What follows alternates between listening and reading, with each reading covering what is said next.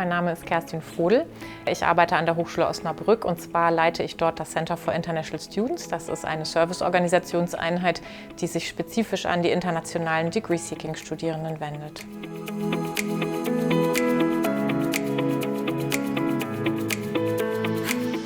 Beim ersten Mal war es wirklich dieses Wissen wollen, wie geht es den internationalen Studierenden bei uns. Wir waren dann sehr begeistert von den Ergebnissen, die wir bekommen haben und haben gesehen, dass wir da wirklich gut Arbeitsaufträge ableiten können.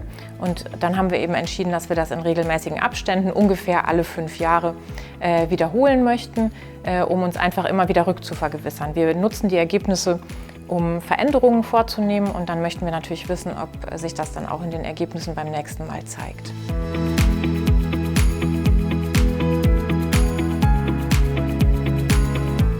Wir schneiden ehrlich gesagt in praktisch allen Bereichen sehr gut ab. Also wir kriegen immer eine sehr überwältigende, schöne Antwort von unseren Studierenden, nämlich dass sie eine sehr hohe Zufriedenheit mit ihrem Studium haben, in all den Dimensionen, die abgefragt werden. Besonders gut war es diesmal im Bereich Support und Services und auch im Bereich Employability. Dass wir im Bereich Support und Services sehr gut abgeschnitten haben, hat uns gefreut. Nicht unbedingt überrascht, wir hatten uns das erhofft, weil wir eben auch vor 6 Jahren das Center for International Students, für das ich verantwortlich bin, neu gegründet haben.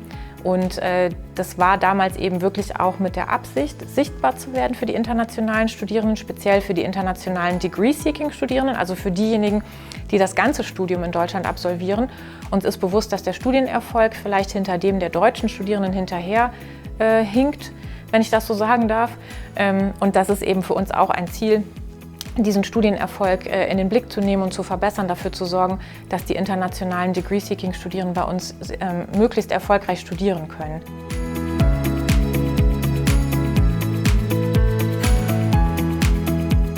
Wir sind ja eine Fachhochschule, eine Hochschule für angewandte Wissenschaften und wer als Professor oder als Professorin bei uns arbeiten möchte, muss 3 Jahre außerhalb der Hochschule Arbeitserfahrung gesammelt haben und das bedeutet, dass unsere Lehrenden alle sehr gute Kontakte in die Wirtschaft haben und davon profitieren auch die Studierenden, indem die Lehrenden ihnen zum Beispiel behilflich sind, wenn sie ein berufliches Netzwerk aufbauen müssen.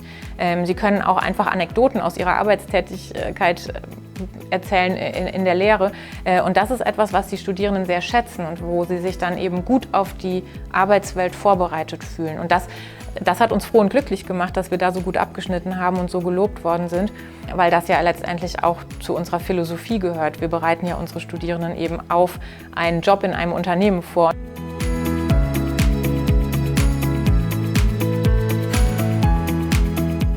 Als wir das erste Mal am ISB teilgenommen haben, haben wir gesehen, dass wir hatten eine Fakultät, wo es ein Buddy-Programm gab und dann die anderen Fakultäten ohne Buddy-Programme.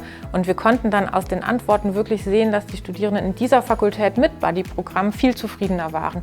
Das haben wir dann in die Fakultäten reingegeben und jetzt mittlerweile oder relativ schnell tatsächlich, hatten dann alle Fakultäten ein Buddy-Programm. Und so haben jetzt in allen Fakultäten unsere internationalen Studierenden eben entsprechende Support-Angebote.